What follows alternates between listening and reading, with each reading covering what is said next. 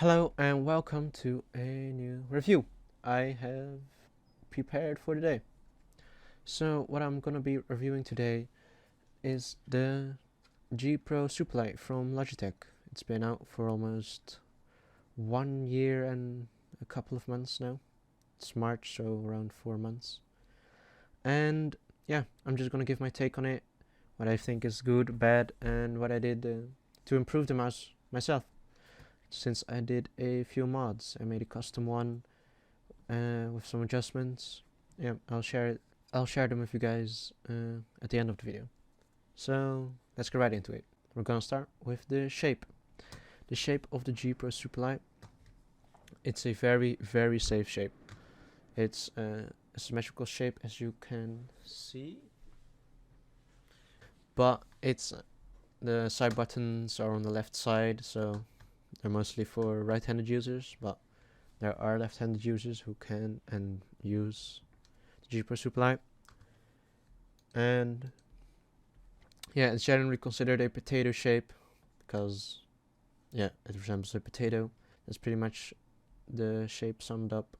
It's a very simple shape, but it works. Then we get to the skates. The skates of the stock G Pro Superlight are pretty thin. So what I did is I so the skates. The skates on the G Pro Superlight are pretty thin. I mean, really thin. And yeah, they're not 100% virgin PTFE, so they don't glide as smoothly as like what I've got currently, like Arc Ones or Ice, and they wear very quickly. So that's not really nice. So that's why I put Arc 1 on mine.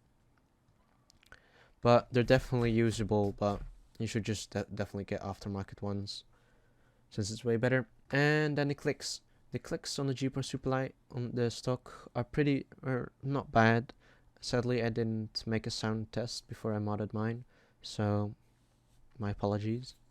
But the stock clicks are fine, but they can and will eventually double click more quickly than aftermarket switches, since the G Pro Superlight uses Omron 20Ms. So yeah, although they've got silver plating, they can still double click in like 1 or 2 years. So that's why I put some aftermarket switches in mine. Let's talk about the color. Obviously, the color of this G Pro Superlight is white, but over time, in less than a year, the G Pro Superlight already yellows really hard with daily use. I'll show a picture on screen.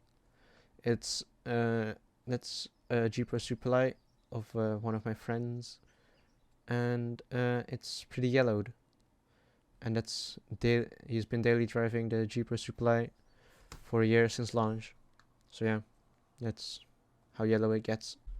And now we get to the mods I did to the mouse. So what I did is I modded the clicks, I modded the feet, I modded the scroll wheel, I changed it, and I did a weight reduction. And the weight reduction I did by carving out the internals, cutting it up, as you can see. Here's a sound test of the G Pro Superlight clicks and scroll wheel I put in.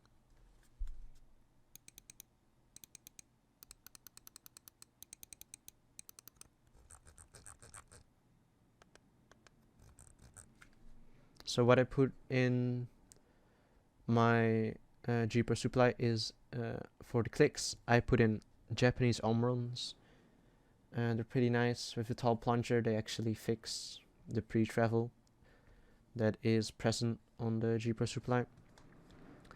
I also put in an TTC Gold and scroll encoder into the mouse, It's really nice. The mods definitely make the mouse really, really nice to use, really nice to play with and use.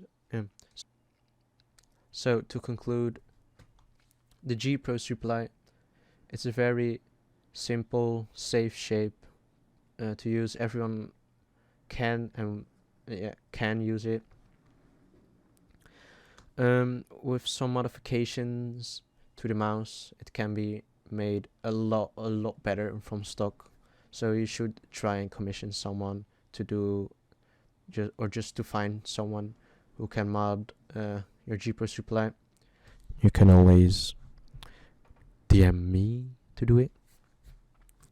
Thanks for watching, guys. I hope you enjoyed. Like and subscribe to feed the algorithm, and have a nice one. See you in the next one. Bye. 語れない眠れないとろいめないあなたの似てる正体 Muchas gracias, afición. Este es para vosotros.